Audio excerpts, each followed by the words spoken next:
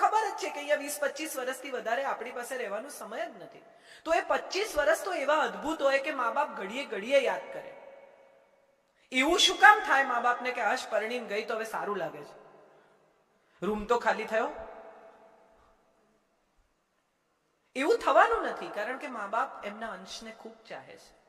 પણ એ ચાહનામાં જ્યારે ગૌરવ પડે, એ ચાહનામાં જ્યારે દીકરી માટેનું અભિમાન પડે, જ્યારે પ્રતિષ્ઠા પડે, ત્યારે એમ થાય કે બરોબર છે. હું ઘણી વાર કહું છું કે દીકરો છે ને એ પિતાનું માન છે, પણ દીકરી તો પિતાનું સન્માન છે. આજ સુધી દીકરાની ભૂલ પર કદાચ બાપ 2 તમાચા જાહેરમાં મારી દે ને, પણ દીકરીની ભૂલ થાય ને તો બાપની આંખો નીચી થાય.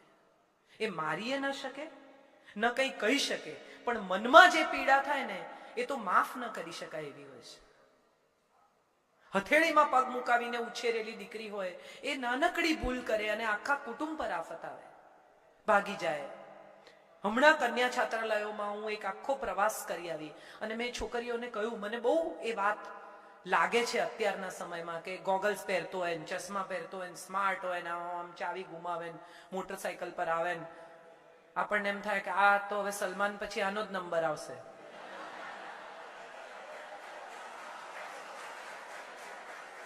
પણ સાહેબ તમે સમજો એક મહત્વની વાત, કે આટલો રૂપાળો છે, આટલો દેખાવડો છે, આટલો સફળ છે, પણ સલમાનના લગ્ન નથી થતા. એ નથી કરતો એવું એ કહે છે. એમ જ હોય ને. આ દેશમાં એટલા જ પ્રેમીઓ અમર થયા છે કાંતિભાઈ જેના લગ્ન નથી થયા. હીર રાંઝા, લૈલા મજનુ, શીરી ફરહાદ, શેણી વિજાણન, તમે કોઈનું નામ લઈ લો, લગ્ન ના થાય તો જ અમર થાય, લગ્ન થાય એટલે શહીદ થઈ જાય. કાંતિભાઈની વાત સાચી. તો સવાલ એ છે કે કેવો દેખાય છે એના પર આ સંબંધ થશે, કે કેવો માણસ છે એના પર આ સંબંધ થશે. કબીર ના ગુરુ હતા, એની દીકરી લાલી, એની સાથે કબીર ના લગ્ન થાય છે. કબીર લાલીને લઈને પોતાને ઘેર આવે છે. લાલી રડે છે, આ ઝૂંપડું આવું ભંગાર, આમાં મારે રહેવાનું છી. કબીર એને કહે છે તારે શું કરવું છે? તો કે મારો તો પ્રેમ છે મારા ગામના જમીનદારના દીકરા જોડે. તો કબીર કે એમાં શું રડે છે, ચાલ તને મૂકી આવું. લાલી ફરી રડે છે. કેમ? તો કે આવી સરસ તૈયાર થઈ છું, આ તો બધો કાદવનું જંગલ છે, મારા બાપનું ગાડું તો જતું રહ્યું, હવે હું કઈ ચાલીને જઈશ? કબીર કે બેસી જા ખભે યાર, હું તને મૂકી આવું તારા પ્રેમી પાસે. કબીર એને ખભે બેસાડે છે. 2 જણા જંગલમાં ચાલતા ચાલતા જાય છે. એક પથ્થર આવે છે. કબીર અથડાય છે પથ્થરને, એનો નખ ઉખડી જાય છે, લોહી નીકળે છે, પણ લાલીને પકડી રાખે છે, પડવા નથી દેતો. થોડા આગળ જાય છે એટલે લાલી ફરી રડે છે કે મને નીચે ઉતારો. એટલે નીચે ઉતારે છે કે મને નથી જવું. કબીર કે હમણાં જવા રડતી હતી, હવે નથી જવા, રડે છે, મને સમજાવ તને શું થાય છે. અને ત્યારે લાલી એને એમ કે છે કે જે મને બીજાને સોંપવા માટે આટલી સાચવીને લઈ જાય છે, હું જો એની જોડે રહીશ આખી જિંદગી તો મને કેટલું સાચવશે. નથી જવું મારે તો તારી જ સાથે રહેવું છે. હવે જો એને એમ વિચાર્યું હોત કે લો શાંતિથી સોંપવા તૈયાર થઈ ગયો, પ્રેમ જ નથી કરતો, તો એ બીજી દિશા હતી. વિચારવાના પણ 2 રસ્તા હોય છે. એક પિતા ચીડાય છે, એક માં વઢે છે. એક પત્ની જ્યારે ફરિયાદ કરે છે, એક પતિ જ્યારે ગુસ્સો કરે છે, ત્યારે આ દરેક વખતે કોઈ તિરસ્કાર, કોઈ ઘૃણા, કોઈ ઝઘડો, કોઈ અણગમો નથી હોતો.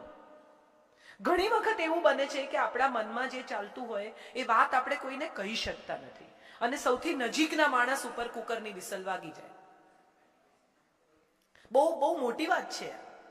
ઘણી પત્નીઓ ફરિયાદ કરે કે બહાર જઈએ ને તો હસી હસીને વાતો કરે, ત્યાં તો ગુસ્સો કરતા નથી કોઈ દિવસ, કરે તો તમને સારું લાગે, પારકા બૈરા જોડે છાસિયા કરે. વિચારી જુઓ કે કેવું લાગે.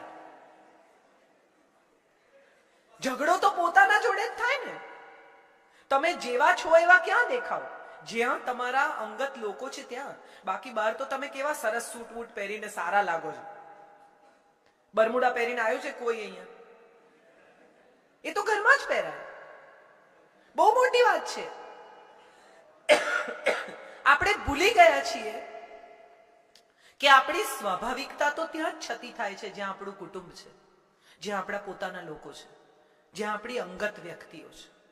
એટલે જો આપણા પર ગુસ્સે થતા હોય, આપણા પર નોર્મલી વર્તતા હોય, આપણી પત્ની ફરિયાદ કરતી હોય, આપણા સંતાનો પર આપણે ગુસ્સે થતા હોઈએ, તો માનજો કે હજી એ અંગત સંબંધ અકબંધ છે, હજી એ પ્રેમ એમનો એમ છે.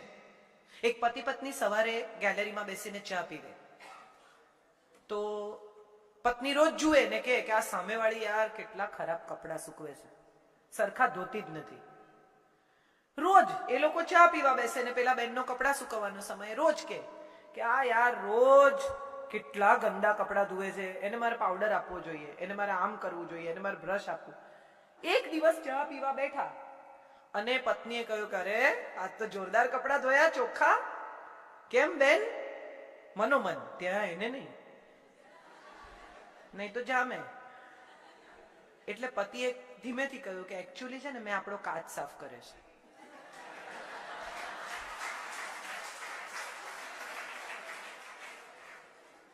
સંબંધોમાં પણ આવું જ હોય છે.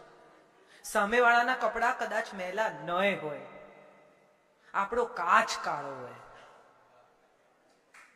એટલે કાચ સાફ કરવો, પછી નક્કી કરવું કે સામેવાળાના કપડા મેલા છે કે નથી. એક છેલ્લી વાત કહીને મારી વાત પૂરી કરું, મારે નીકળવાનું છે. મને બહુ મજા આવી હોત તમારી સાથે વાત કરવાની, પણ થોડો મોડો આ કાર્યક્રમ શરૂ થયો, મારે આગળ બીજા કાર્યક્રમ છે, સો સોરી. પણ એક છેલ્લી વાત મને બહુ જ તમારી સાથે શેર કરવી છે. એક પરિવારમાં એક દાદા બીમાર પડ્યા, એટલે બધા સંતાનો ભેગા થઈ ગયા, બધા પાસે આવી ગયા. ખબર છે કે હવે દાદાને ઘર બોલે છે, ગંગાજળ પીવડાવ્યું છે, શ્વાસ ઉફણાય છે, અને દાદાએ પૂછ્યું કે મોટો ક્યાં છે? એટલે તરત મોટો દીકરો આવ્યો કે અહીંયા આ રહ્યો બાપુજી, અહીંયા તમારી પાસે. આમ હાથ પકડી લીધો કે વચલો. એટલે બિચારો વચલો દીકરો આવ્યો, એને હાથ પકડ્યો કે હું આ રહ્યો બાપુજી, બાપુજી હલો, આ રહ્યો. કે નાનો. એટલે નાનો આવ્યો, એને પગ પકડ્યા કે બાપુજી આવી ગયો, આ રહ્યો. કે મૂર્ખાઓ, દુકાને કોણ છે?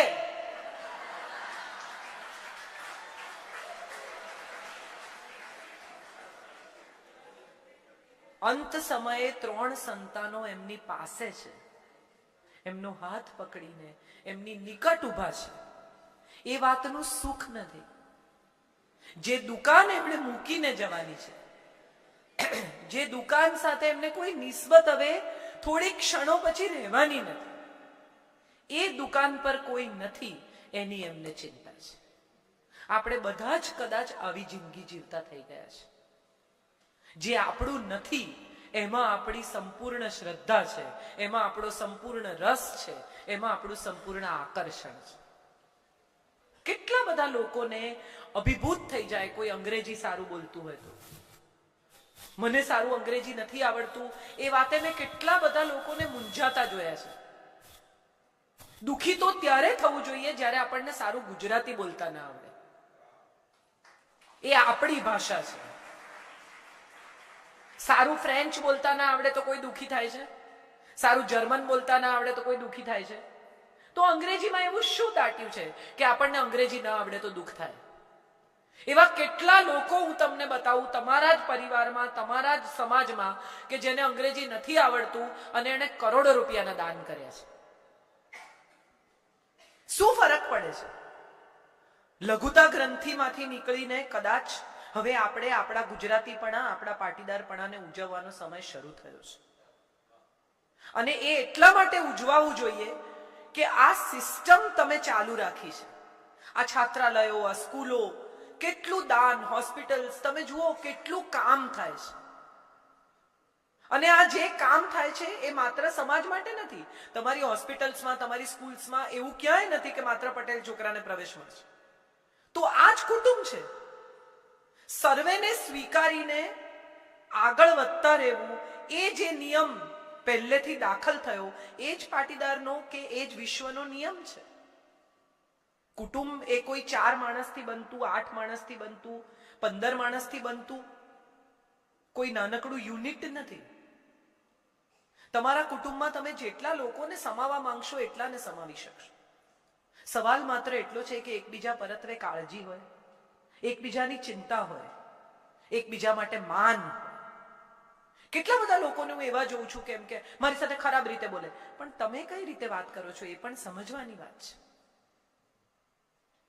સૂરજ ખોટો પહેલો જ કાળી 5 હોય એટલે એમને કાળી 7માં જ જવું પડે, બીજો એમની પાસે રસ્તો જ નહીં. બહુ બહુ મજાની વાત છે સાહેબ, આપણે બધા અપ્રુવલની સોસાયટી પર જીવતા થઈ ગયા છે. બીજા કે તો સારા, બીજા કે તો પૈસાવાળા, બીજા કે તો સોફિસ્ટિકેટેડ, બીજા કે તો રૂપાળા, બીજા કે તો સ્ટાઇલિશ. અને એનો સૌથી મોટો દાખલો એ છે કે આપણા ઘરના ઉત્તમ કાચના વાસણો બીજા લોકો માટે છે. આપણે કોઈ દિવસ જાતે સારી ક્રોકરી કાઢીને જમ્યા છીએ? એક ભાઈ, તમે તો બધા જમીન સાથે જોડાયેલા લોકો છો, તમને ખબર છે કે ખાતર કાઢવું ખાડામાંથી એ કેટલું અઘરું છે. હાથ બાથ બળે, ગરમી લાગે, માનસિક ત્રાસ થાય. જેને કાઢ્યું હશે એને ખબર હશે, નવી પેઢીને તો કદાચ નહીં ખબર હોય, પણ ખાતર કાઢવું કેટલું અઘરું છે. વાહ! તો એક ભાઈ બિચારા ખાતર કાઢીને ઘેર આવ્યા.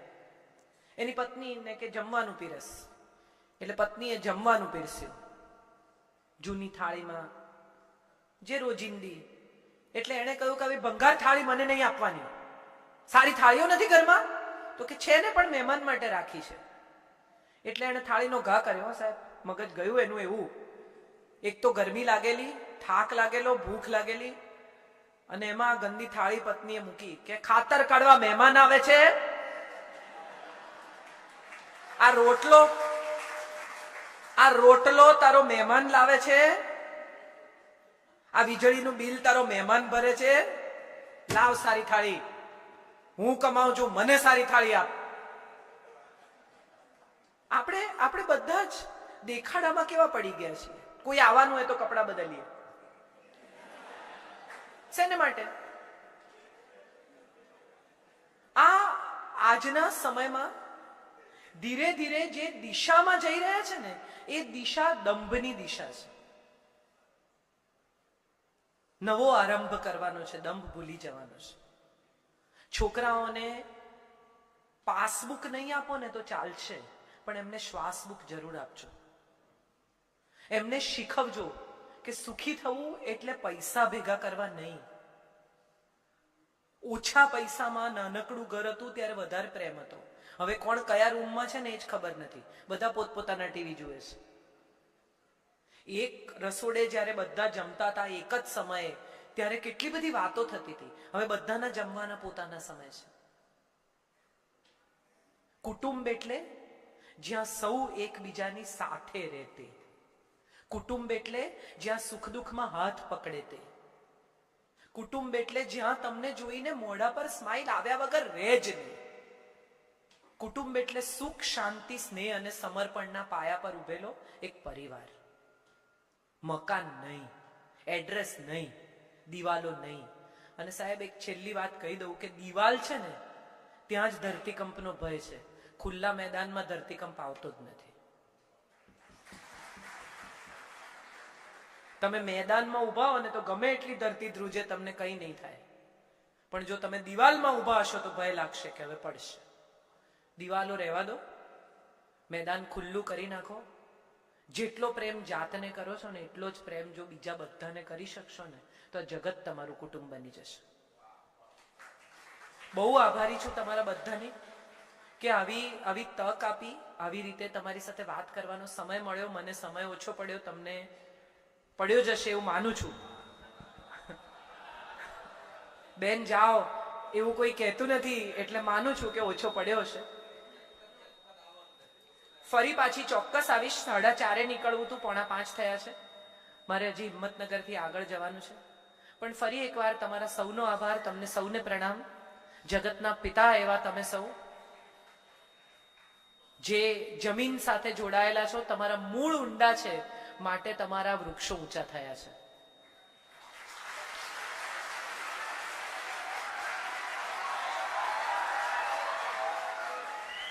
મૂળ જમીનમાં રાખજો. પગ જ્યાં સુધી જમીન પર હશે ને ત્યાં સુધી તમને કોઈ ઉખાડી નહીં શકે. જે દિવસે જમીનથી પગ અદ્ધર થયા ને એ દિવસે પડવાની બીક લાગશે. એટલે મૂળ તમે જમીનમાં ખોસી રાખશો ને દોસ્ત, તો પાંખો ગમે એટલી વિસ્તારશો તમને તકલીફ નહીં પડે.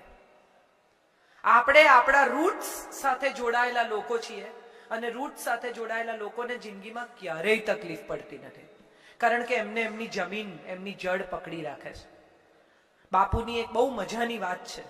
આમ જુઓ તો હરિલાલ બાપુનો પોતાનો દીકરો, બાપુએ કુટુંબ, આખી દુનિયાને કુટુંબ બનાવ્યું. જે રાષ્ટ્રપિતા કહેવાયા એનો દીકરો પોતાનો એની વિરુદ્ધ ગયો.